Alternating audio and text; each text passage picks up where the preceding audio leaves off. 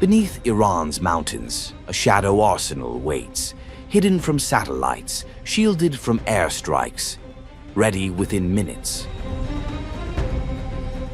For decades, Tehran has been building not just missiles, but an underground war machine. What military analysts call missile cities are buried deep below the surface, designed for one purpose: survive the first strike and answer with overwhelming force. As tensions with Israel and the United States simmer, these tunnels have become the backbone of Iran's deterrence strategy. This is the story of how underground networks became one of the most powerful weapons in the Middle East. The roots of Iran's missile strategy trace back to the brutal years of the Iran-Iraq War. Iraqi missiles rained down on Iranian cities, exposing Tehran's inability to respond in kind. The lesson was harsh. Without long-range strike capability, Iran was vulnerable. Out of that war emerged a doctrine built on self-reliance. With limited access to Western weapons systems, Iran turned elsewhere. Assistance from countries such as North Korea and China is widely believed to have shaped the early phases of its missile development. By the 1990s, Tehran had begun transforming imported Scud-based technology into indigenous systems. What started as adaptations slowly evolved into domestic production. And alongside missile development came something equally critical: concealment. Because in modern warfare, survival is everything.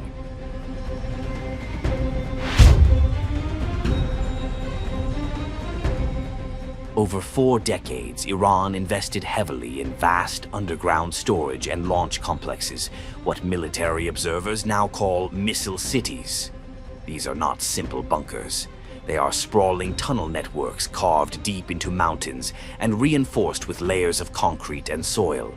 Inside, missiles are stored, transported, fueled, and prepared for launch, all beyond the view of satellites. VO5. Traditional silo systems keep missiles in fixed vertical shafts. Iran uses those too, but its innovation lies in mobility underground. In several facilities, missiles are positioned on rail tracks. They can be moved quickly through tunnels and brought to hidden launch hatches. Analysts sometimes describe it as a missile magazine.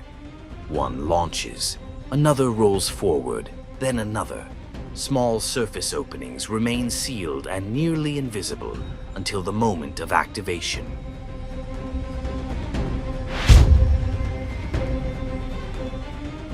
Iran's missile arsenal is considered regionally significant. Medium-range ballistic missiles such as the Shahab-3 and the Sejjil are believed to have ranges approaching 2,000 kilometers. That puts much of the Middle East within reach, including Israel and US bases across the Gulf.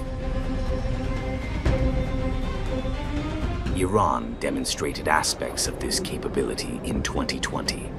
Following the killing of General Qassem Soleimani, Tehran launched ballistic missiles at US bases in Iraq. The strikes signaled coordination, reach, and a willingness to use precision missiles in direct retaliation. It was a message: Iran's underground force is not theoretical, it is operational.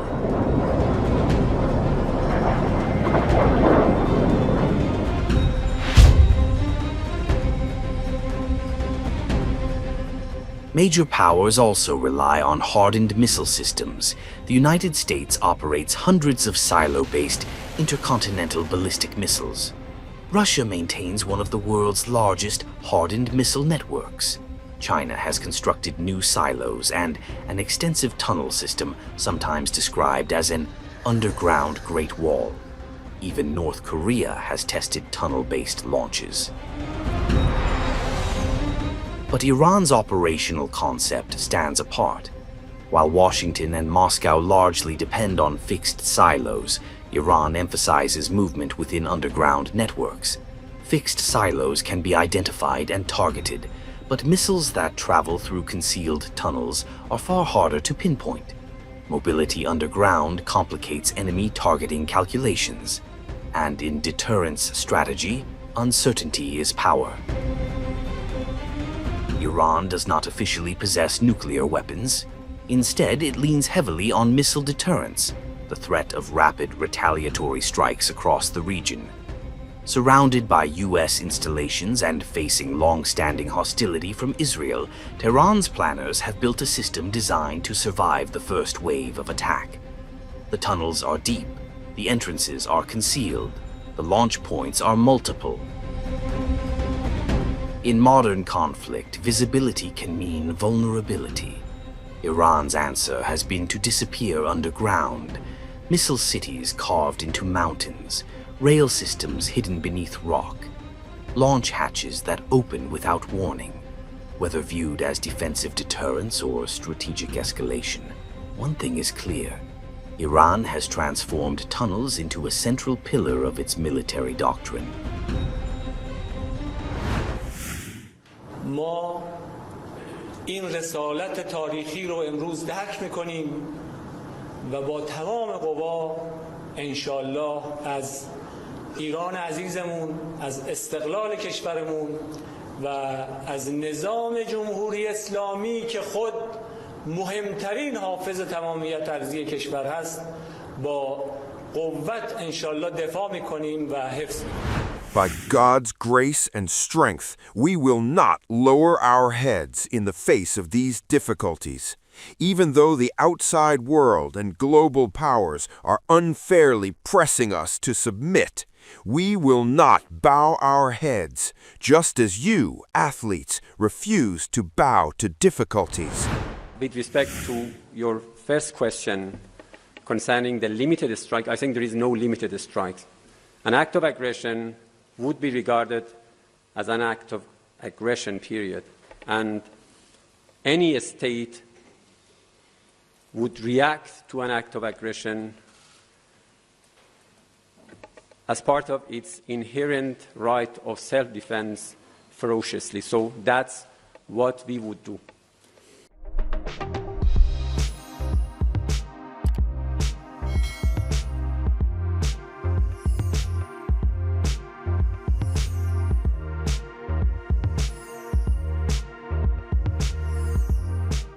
Times of India videos, your daily dose of India and the world. Global news, different views, and sharp analysis. Pressure of expectation from your fans, your supporters. That has often served as a backdrop for several Bollywood. You're not a brute majority anymore. If you individually take out Tehran. Making sense of global conflicts. Tracking the new emerging world order. Strike on Israeli military bases. A multi-pronged. To stay out of harm's way as Israel started bombing targets across. Understanding changing alliances in a polarized world. Tune into TOI videos for all this and more. Click on the bell icon to subscribe and never miss an update.